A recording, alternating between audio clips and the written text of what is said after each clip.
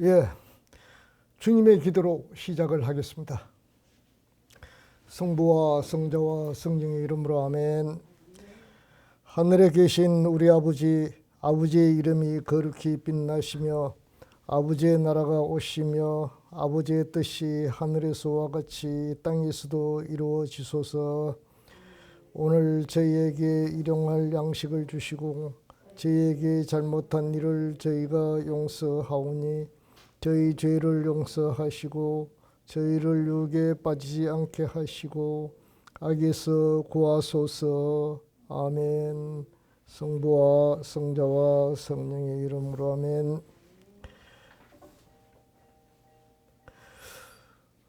오늘은 중국 천주교회 역사 네 번째 강의 중에서 첫 번 단락이 되겠습니다. 지난주에 마테오르치 신부 후임 롱고바르디까지 제가 말씀을 드렸습니다. 그리고 그 이후에 조금 더 얘기를 해야 되는데 마저 하지 못했기 때문에 여러분들의 그 기억을 되살리는 의미에서 조금 복습을 좀 하겠습니다. 중국 천주교회 역사이기 때문에 중국 천주교회하고 중국의 역사하고는 불가분의 관계가 있어요. 중국 역사 가운데 천주교회가 들어와서 거기서 역사의 한 페이지를 이루고 있습니다. 근데 여기에 이제 통상 우리가 그 명나라, 중국의 명 할 것 같으면 청나라 이전의 왕조고, 중국의 명은 조선시대와 관계가 깊고, 또 우리가 생각하기로는 임진왜란 때 명군이 와서 우리를 도와줬다 하는 것을 기억하고 있을 거예요. 근데 그것이 이제 언제쯤이냐면 대개 명나라 때 들어와서 후기에 해당되고 있습니다. 그 명나라는 400년이 못되게 그 중국을 지배를 했는데 약 300년, 1400이고 1600, 한 300년이 못되죠. 300년이 못되게 중국을 지배를 했었는데, 원나라를 몽고인들을 구축을 하고 북쪽으로 구축을 하고 그 한족이 세운 나라가 바로 명나라입니다. 여러분들 여기 베이징에 가보셨을 것 같으면 베이징의 그 유명한 관광지 중에서 명13릉이라는 게 있어요. 알죠? 명13릉.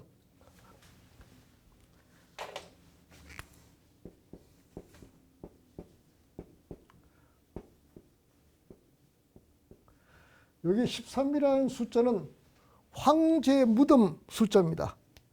그 가면 베이징에 아마 내가 봐서는 서북쪽으로 알고 있어요. 서북 쪽에 그 만리장성 가기 전에 13릉이라는 그 황제의 그 무덤 자리가, 릉 자리가 아주 커요. 굉장히 커요. 그 중에 하나가 개방된 것이 그 지금 얘기하는 그 신종 만력제, 이 신종의 능을 개방을 했는데 깊이가 얼마나 깊이를 들어갔냐면 아파트 실적 높이의 깊이로 들어가요. 깊이로 들어가서 그 밑에 그 사후 궁전이라 그러죠. 그게 궁전을 만들어 놨어요. 대리석을 깎아서 만들어 놓고 말인데 그게 이제 그 관광객들을 위해서 개방을 해놓은 능인데, 거기에 13분의 13릉 13분의 황제가 묻혀 있습니다.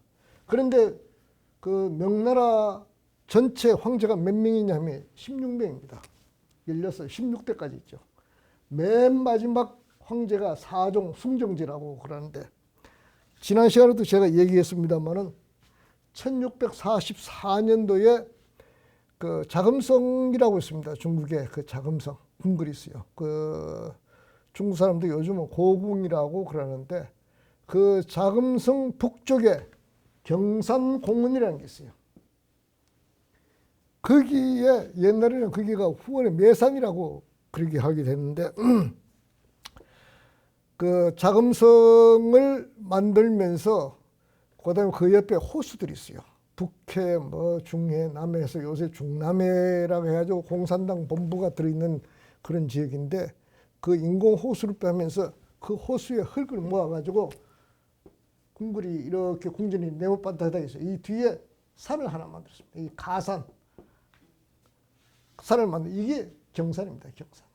여기에 들어가서 자살을 했습니다. 목을 메서 죽습니다. 근데 왜 목 메서 죽느냐? 명나라 말기 때는 이 북쪽 지역에 뭐였어요? 여진족이 일어납니다. 일어나서 그 만주족이라고 그래요. 그러면서 처음에는 후금, 나중에 가서는 청이라고 그래요. 대청이라고 그러는데 청나라가 이렇습니다. 청. 이 청나라가 압박을 하고 그 다음에 이 서쪽 지역에서는 농민 봉기가 일어납니다. 그걸 이제 대순이라 그러고 이자성의 난이라고 합니다. 이자성. 이 반란이 일어나요. 이 반란이 일어나서 베징으로 들어옵니다. 들어오니까 황제가 자살을 해버리죠. 그리고 청나라는 여기에 산해관이라고 있어요. 이 산해관이라는 것은 만리장성에서 동북에서 들어온 산해관의 첫 관문입니다. 이 산해관을 지키던 오삼기라는 사람이에요. 이 장수가 청나라에 투항을 합니다. 산해관이 열리죠. 그럼 만리장성이 열립니다. 그래서 청나라가 베이징으로 들어오면서 여기 이자성 반란군을 격파를 하고 베이징으로 들어옵니다. 제가 왜 이 얘기를 하냐면 무슨 그때 당시에 중국의 상황을 알아야 그때 중국으로 왔던 그 선교사들이 어떻게 활동을 했는가를 쉽게 이해할 수가 있어요. 근데 그 제가 여기 만력제, 광종, 희종, 사종인데 이 만력제가 한 40년간을 황제 노릇을 했습니다. 하면서 전반기 한 20년간은 잘했어요. 그 나중에 20년은 이 후계자를 세우는 문제 가지고 조정 대신들하고 알력이 빚어지면서 정사에 뜻이 없었습니다. 그래서 궁궐 속에 갇혀만 있다가 나라가 피폐하게 되죠. 그리고 그 아들이 즉위를 해가지고 집권을 했는데 황제가 됐는데 1개월 만에 죽습니다. 그리고 이 광종의 아들 희종이 다시 등극을 했는데 희종도 얼마 못 가서 젊은 나이에 죽어요. 자식이 없어요. 그러니까 이 광종의 아들인 사종 숭정이 집권을 합니다.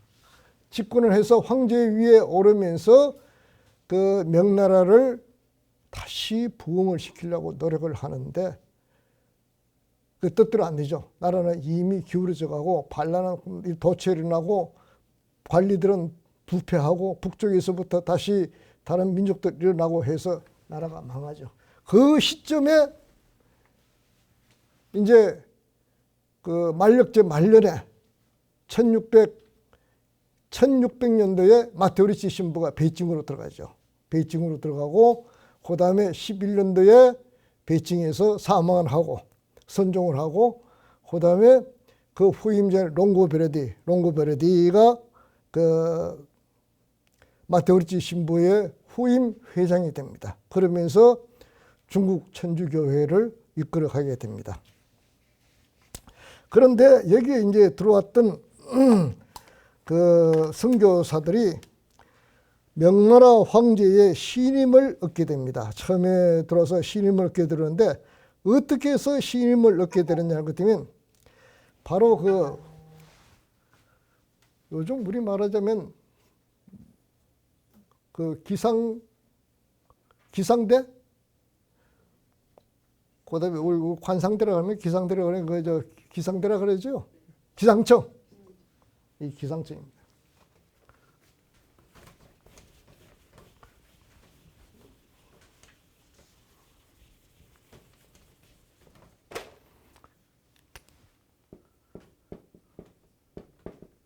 이 기상청과 같은 역할을 하는 데가 뭐냐면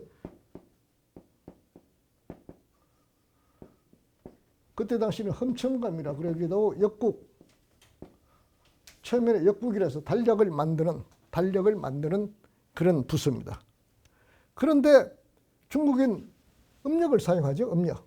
태양력이 아닙니다. 음력인데 음력은 태양력하고 틀려가지고 이게 한 달은 이 태양력을 기준으로 할 것 같으면 1년에 통상 한 몇십 일씩 비어요. 그러다가 보니까 음력은 3년 아니면 4년 동안 윤달이라는 걸 한 달 둬요. 그게 잘 안 맞아요. 잘 안 맞고 그걸 이제 농사에 알맞게 적용하기 위해서는 소위 24절기라는 걸 만듭니다. 24절기를 만들어 가지고 소위 말해서 뭐 춘분, 추분, 뭐 동지, 하지 뭐 이런 걸 만들어 가지고 15일 내지 어떤 데는 16일 이렇게 해 가지고 대개 1년 365일을 맞춥니다. 이게 24절기가. 이게 15일 내지 15일로 24일을 할 것 같으면 얼마입니까? 361일이 되잖아요. 근데 5일이 더 붙어요. 5일 내지 6일입니다. 6일이 더 붙는데 여기에 15일 내지 16일마다 절기가 하나씩 들어옵니다. 그래서 요걸 기준으로 하는데 이게 정확하지 않아요. 그런데 그러다 보니까 이제 그 우리가 통상 자연현상으로 나타나는 것이 계기 일식, 계기 월식, 월식, 일식이 이게 나타납니다. 근데 옛날에는 황제들이 하늘의 징조를 보고 아 내가 황제 노릇을 잘한다 못한다 하는 거 이게 이제 판별을 하는 거예요.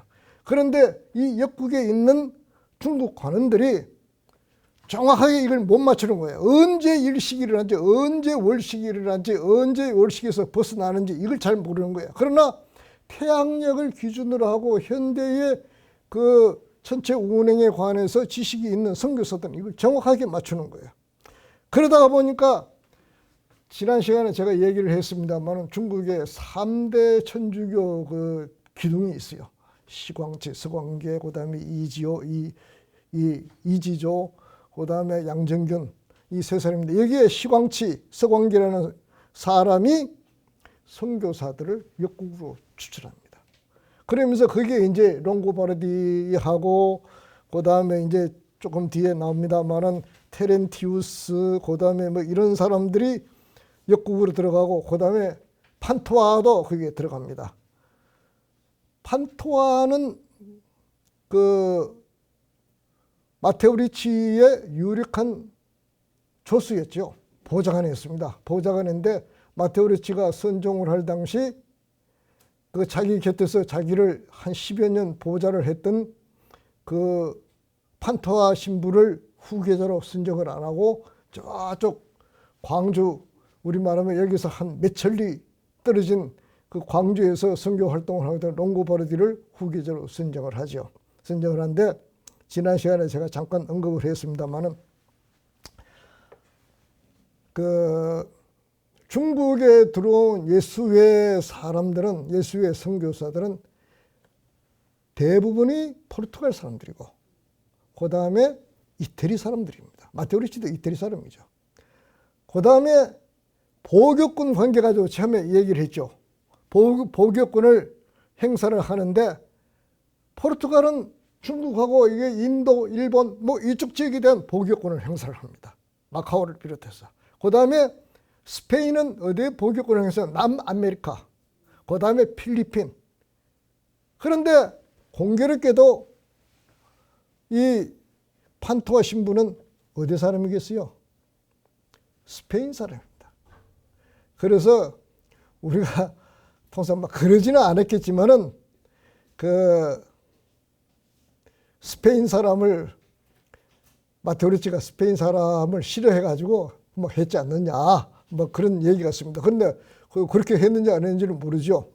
하여튼 그 판토아 신부가 선교사가 역국에 들어와서 신임을 얻습니다. 신임을 얻고 그렇게 해서 이제 그 선교사들이 또 그 청나라 말년에 어떻게 명나라 말년에 명나라를 어떻게 도와줬냐면 청나라 군대가 여기 들어옵니다. 들어오면서 이 청나라는 이에서 여진족 북쪽에서 추운 데서 말을 타고 유목 민족들이고 뭐 하니까 호전성이 강합니다. 전쟁을 좋아해요. 그다음 전쟁을 잘합니다. 근데 이 청나라 군대를 쳐부수는 데는 뭐가 그때 당시에 좋았냐? 대포. 이 대포가 나옵니다. 그런데 이 대포 만드는 기술을 누가 가지고 있느냐 하면 선교사들이 이 대포를 만들 줄 알아요. 그래서 선교사들이 들어올 때 교리뿐만 아니라 온갖 걸 과학 지식을 다 익힙니다. 의사 노릇도 하고, 그 다음에 이제 그 달력 만드는 거, 역법, 그 다음에 이 대포 만드는 거, 그 다음에 광산에서 뭐 금 캐고 뭐 하고 하는 거, 이런 기술, 그 다음에 건축, 그 다음에 나중에 청나라 때에 들어갈 것 같으면 그림 그리는 거, 화가들도 들어오고 다 들어옵니다. 각자 다 하나씩 전문 지식들을 다 가지고 있어요. 그리고 오는 사람들이 전부 천재들이 와요. 그때 당시는 뭐 요즘 내가 여기 다니는 노트북처럼 이런 거 가지고 다니지도 않아요. 전부 머릿속에 집어넣거나 그렇지 않으면 책을 짊어지고 다니는데, 책을 여러분들이 책이 무겁죠? 저 책 몇 권 못 가지고 다닙니다. 가지고 다니는 성경 한 권만 가져도 아마 힘이 빡빡할 거예요. 그러니까 전부 머릿속에 들어가 있는 거예요. 머릿속에. 그러니까 그런 그 선교사들이 들어와 가지고 중국 사람들이 이제 친해지기 위해서 중국에서 또 그 중국 말도 배우고 중국 글도 배우고 중국 사람들의 관습도 배우고 그렇게 하면서 이런 기술을 가지고 이제 그 하나씩 이제 중국 사람들 마음에 들도록 이제 그렇게 해 나가고 있는 거예요. 그리고 또 조금 뒤에 이제 자세하게 설명하겠습니다만, 아담 샬이라는 신부가 다시 그 명나라 말기에 베이징으로 들어와서 거기에서 이제 그 판토아의 뒤를 이어서 그 역법의 역국에서, 그때는 이제 험춘감이라고 그러죠. 험춘감에서 그 일을 하게 됩니다. 그러면서 그 시기가 언제가 되느냐면 명나라가 망하고 청나라가 들어오는 그 시기입니다.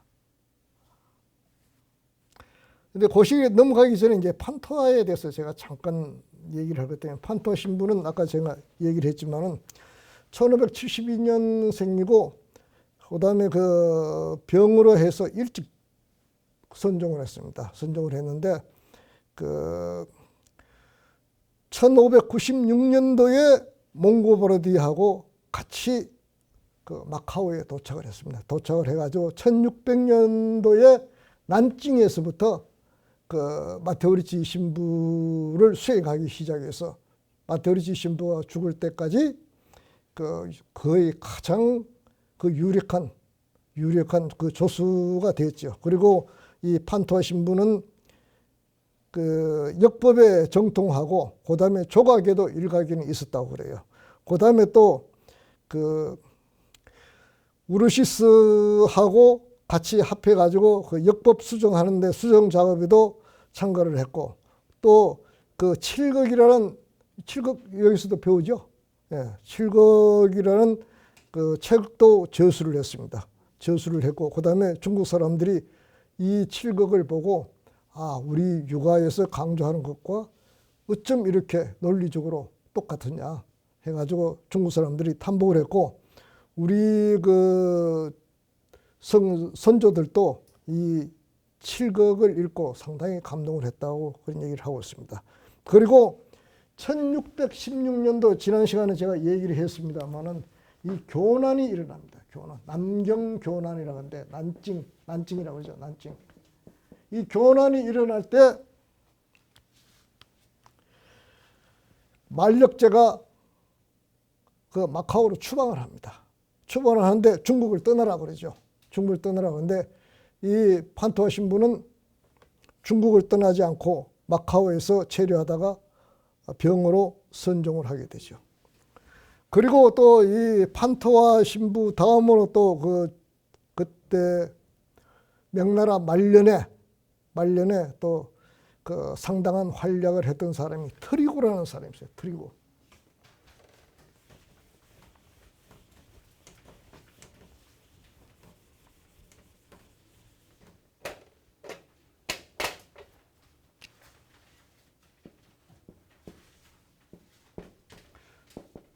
이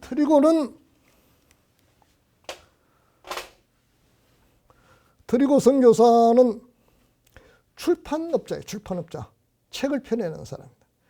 그리고 선교사이면서 그런데 그 1607년에 이제 포르투갈 리스본 항을 출발해 가지고 그 인도 고아를 거쳐서 그 1610년도 마테르치 신부가 선종을 하고 난 뒤 6개월 뒤에 그 마카오에 도착합니다.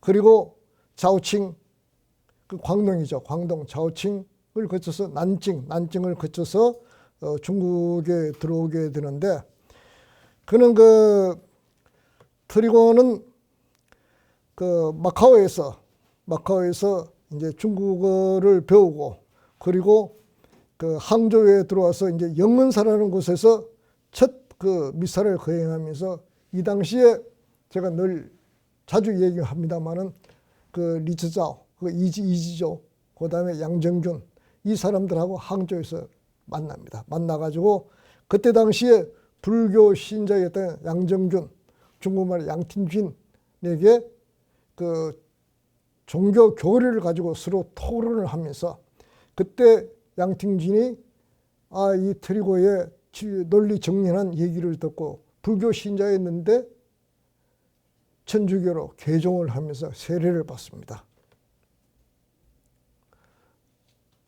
그리고 그 1613년도에 롱고바르디 지시에 따라 가지고 그 트리고를 로마로 파견합니다.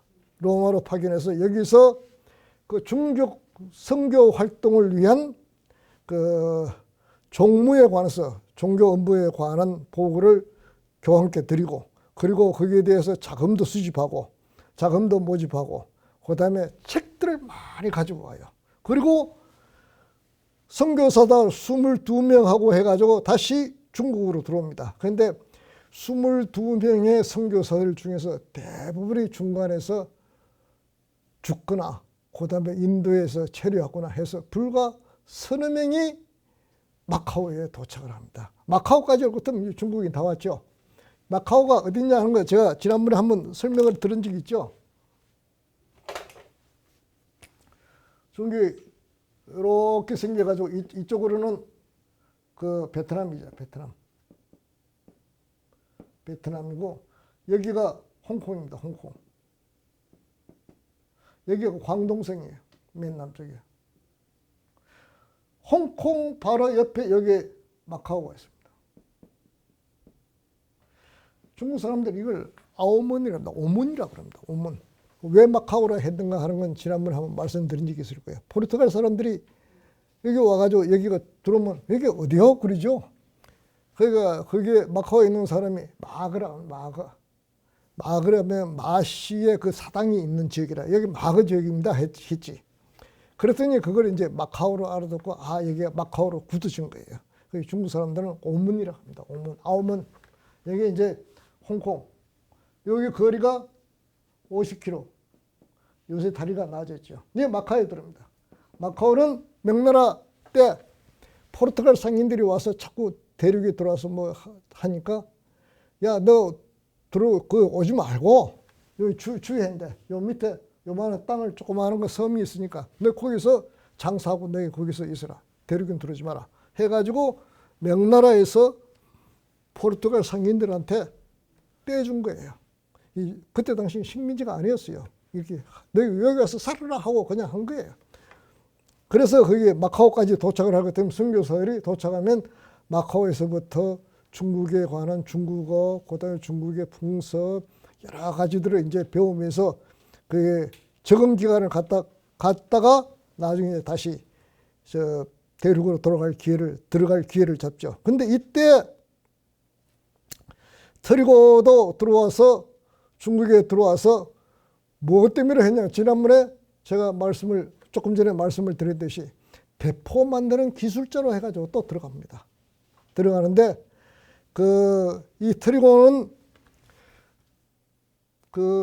들어와서 어디서 주로 선교 활동을 했냐면 서간 지역에서 선교 활동을 하면서 1625년도에 그 당나라 수도였던, 당시 당나라 수도였던 시안, 그때 당시에는 장안이라고 그랬죠. 장안을 지금은 서안이라고 그러는데, 시안에서 대진사에서 대진경교 유행 중국비라는 것을 발견합니다. 최초로 목격한 그 비를 본 최초의 유럽인입니다. 그리고 그 비문의 라틴어 영문을 또 포르투갈로 보내기도 했습니다. 이 사람이 그 출판사 겸 또 이렇게 고고학자의 역할도 했습니다. 대진경교 유행 중국비라는 말 들어봤죠? 그 당나라 때 8세기 때 최초로 경교가 들어옵니다. 당나라에 들어옵니다. 그 들어왔다는 증거가 어디냐면 그 대진경교 유행 중국비라는 거기에 자세하게 새겨져 있어요. 그 경교에 대해서도 제가 또 설명을 드린 적이 있죠. 경교는 요즘 말하자면 하나의 그 이단이라고 하는데 역시 그리스도교입니다. 그 성모님의 신성설을 부정하는 것이 이제 경교죠. 그것 때문에 이제 그 로마하고 그 알력이 생겨가지고 이단으로 지켰습니다. 근데 같은 기독교입니다. 그리스도교. 그죠? 경교. 그 트리고에 대해서 이제 말씀을 드렸고,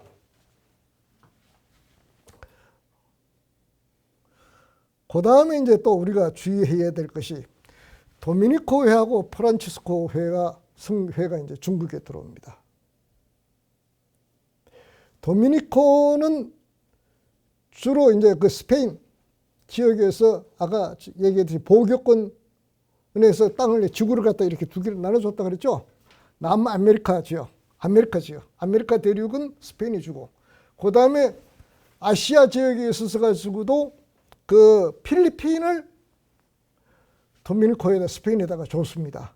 그게 주로 이제 그 필리핀에서 활동을 하면서 이 필리핀이 지금 국교가 뭡니까? 종교가 천주교죠. 아시아 지역에서 유일하게 그 국교로 선정된 뭐 국교라기보다는 거기는 민주주의 국가니까 국교라는 건 없지만 국민의 대부분이 천주교 신자입니다. 가톨릭 신자예요. 그게 언제 들어왔냐면 도미니코 회가 필리핀에서 선교를 한 덕분입니다.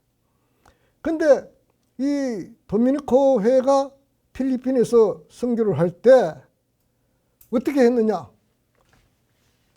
필리핀은 그때 당시에 문화가 많이 뒤떨어졌어요. 좀 미개 국가예요. 그리고 부족들이 뭐 거의 더운 지역이니까 다 떨어져 있고. 가서 원리주의 형태로 해서 선교를 시작한 거예요. 우상 숭배도 못하게 하고 거기에는 여러 가지 잡다한 것을 다 없애버렸어요. 그리고 그게 또 어디서 맥혀들었냐면 남아메리카에서도 그렇게 한 것이 맥혀들었다는 거예요. 이 사람들이 대만을 기점으로 해가지고 이제 중국이 이제 이렇게 있으면 이렇게 있죠. 있으면 여기에 타이완이 있습니다. 여기가 필리핀이 이렇게 있어요. 이 도미니코에서 타이완을 거쳐서 여기가 어디냐면 조금 뒤에 이제 얘기를 하는데 복주라 저 복건성 푸젠이라고 해요. 중국말로 푸젠. 우리말로는 복건성. 여기가 복건성이고 요 밑에가 광동성인데 이 복건으로 들어옵니다. 그래서 들어온 게 누구냐면 도미니코 회하고 프란치스코 회입니다. 그런데 이쪽 지역에 중국에 들어와서 이렇게 선교 활동을 하고 대부분이 그 활동 단체가 뭐냐면 제가 뭐라고 했어요? 예수회라고 했죠. 예수회 중에서도 주로 포르투갈 출신, 이태리 출신들의 선교사들이 이 중국 쪽에서 활동을 했습니다. 하는데 이 푸젠에서는 이제 타이완에서 필리핀에서 타이완을 거쳐서 들어온 도미니코 회하고 이 충돌이 일어나는 거예요. 거기서 이제 조금 뒤에 설명을 하겠습니다만은 제조 경공 문제 이거 예의 지정이라고 그래요. 이 의식 문제 가지고 제사 지내는 문제, 그 다음에 이걸 가지고 논쟁이 붙습니다. 논쟁이 붙어요. 예? 네, 중국 내에서 선교사들끼리 예수의 선교사들하고 도미니코의 선교사들하고 이 논쟁이 붙어요. 논쟁이 붙어가지고 네가 옳으냐 내가 옳으냐 해가지고 서로 한치 양보도 없이 하면서 그것이 이제 로마에까지 보고하러 가고 막 그래요. 그 다음에 이제 그 교난이 일어나면서 붙잡혀가지고 몽땅 광주로 호송이 되는데 거기 모여가지고도 또 제사 지내야 되느냐 말아야 되느냐, 공자를 숭배해야 되느냐 말아야 되느냐, 그 다음에 그 할 때는 뭐 지방 있죠. 지방을 써야 되느냐 안 써야 되느냐 이거 가지고 따집니다. 그리고 또 로마에서 그때 당시 이제 청나라가 되죠. 청나라에 들어와가지고 강희제 때인데 그 교황의 특사가 들어온 사람이 중국 실정에 안 맞게 그 제조 경공하면 안 된다, 미신이다 해가지고 합니다. 그러니까 강희제가 중국 황제는 어때요? 세계에서 지가 최고인 줄 알죠? 겁도 없이 이게 교황이라는 게 와가지고 말이야 나한테 와서 무슨 대추나라 감나라 하는 거냐 화를 펄컥 내죠. 그러면서 금지를 시킵니다. 그게 이제 소위 120년 어떤 사람은 130년이 됐다 그러게 하는데 금교 기간이 됩니다. 그게 이제 선교사들끼리 내분이 일어나는데 그게 뭐냐면 복건성에 들어온 프란치스코 회, 도미니코 회와 기존에 있던 예수회 선교사들 사이에 논쟁이 일어납니다. 제가 지난 시간에 그 책 한 권을 번역을 해서 여러분들에게 소개한 적이 있죠. 천주 강생 은행 기략. 그 책을 어느 신부가 지었냐 그때 어느 선교사가 지었다고 그랬죠. 알레니입니다. 알레니. 알레니가 이제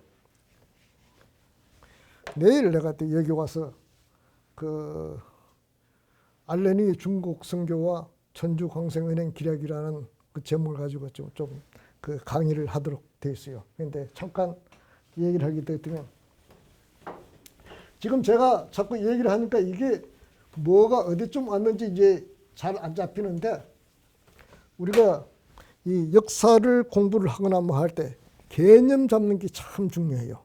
개념 잡는 게. 처음에 명나라 말기에 중국에 최초로 들어온 신부님이 누구라 그랬죠? 선교사가? 마테오리치요. 마테오리치. 루지에리 마테오리치.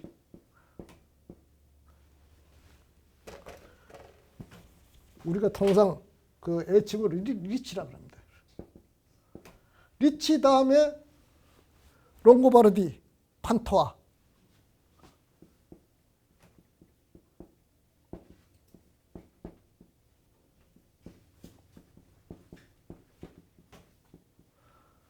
그 다음에 요 다음에 같이 거의 같은 시기에 들어왔는데 알레니.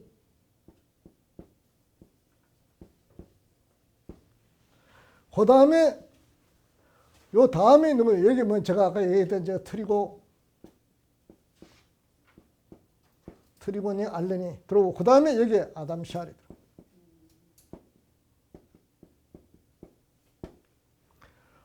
요때까지는 명나라가 있었어요.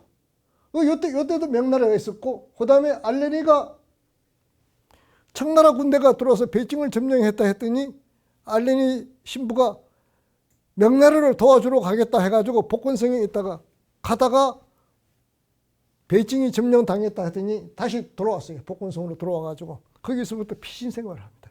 청나라가 들어오니까. 그렇습니다. 그 뒤에 그 다음에 여기 이제 거의 알레니와 아담 샬이 비슷한 시기에 들어왔는데 아담 샬이 이제 알레니가 먼저 들었죠. 아담 샬은 명나라 말년에 들어와가지고 아까 얘기했듯이 이 아담 샬이 이 대포 기술자예요. 대포 만드는. 그 다음에 이제 이 역국 들어와서 명나라 조정에서도 인정을 받았고, 그 다음에 이 아담 샬은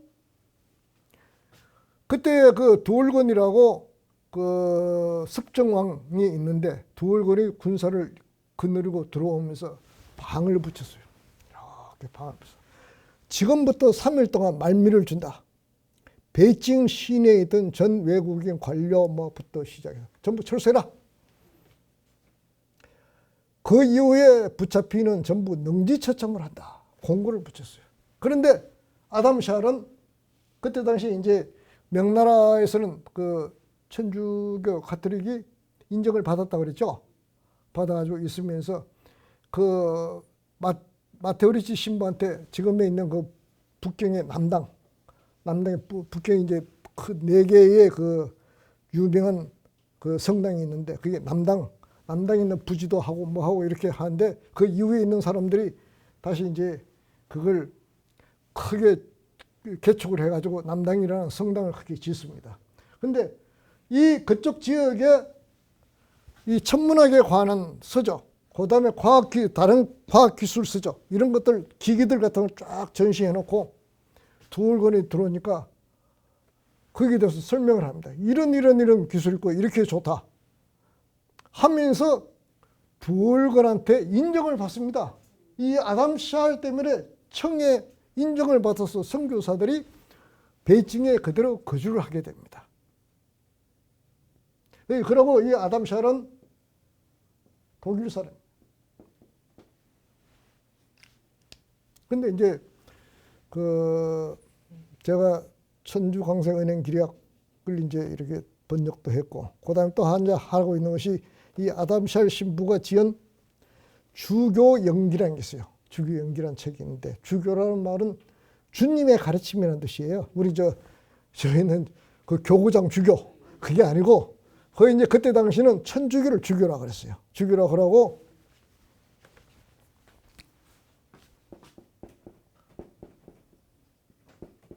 주님이죠. 주님의 가르침. 천주교는 뭡니까? 천주의 가르침이죠. 이 교라는 게 교 가르침이죠. 가르침. 천주교. 주님의 가르침. 그 다음에 연기.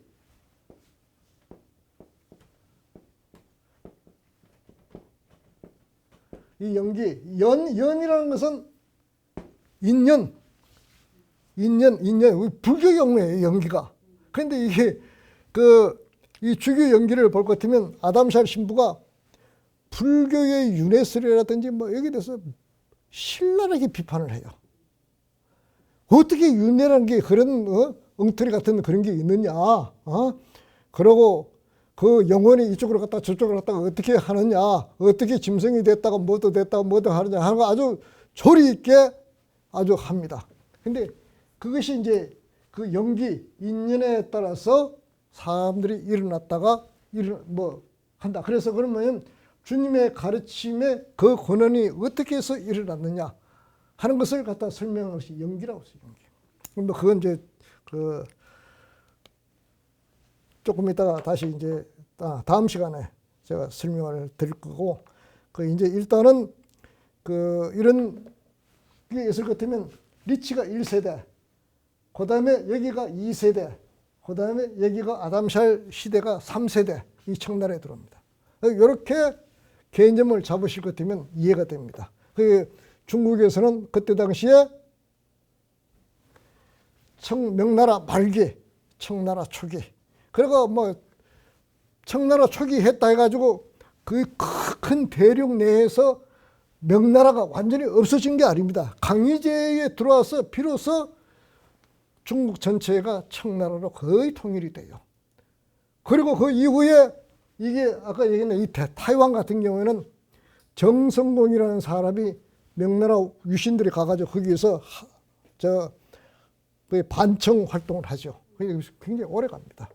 그렇게 쉽게 그렇게 나라가 무너지고 그러지는 않죠.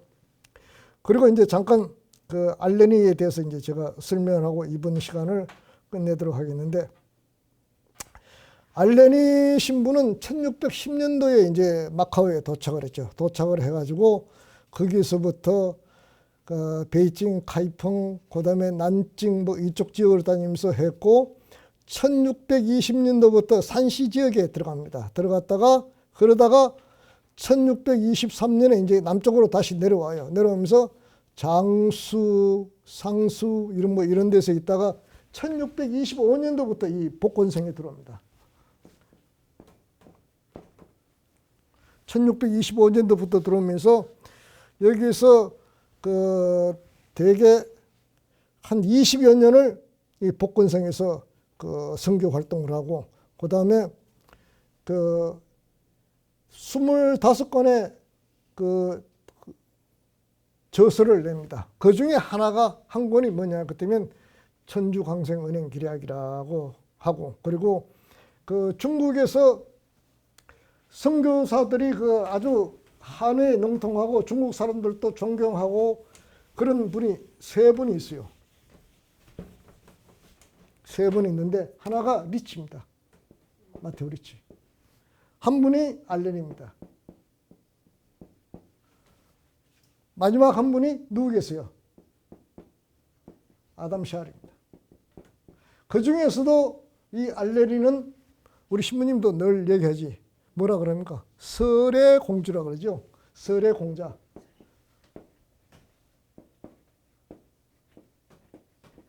서쪽에서 온 공자다. 그 천주광생은행 기략을 볼 것 같은 말이죠. 거기에 사용된 어휘, 이게 아주 풍부합니다.